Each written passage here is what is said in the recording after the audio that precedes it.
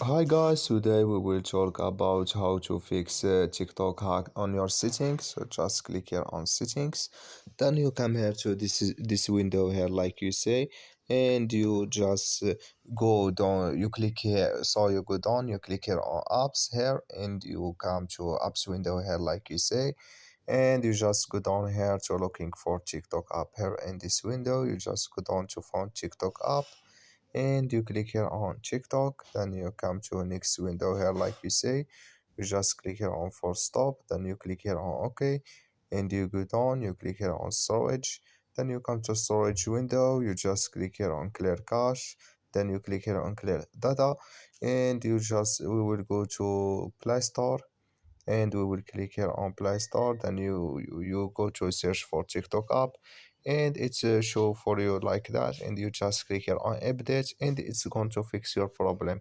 So that's all. Thank you for your watching. Don't forget to support us by like and subscribe, and see you in next video.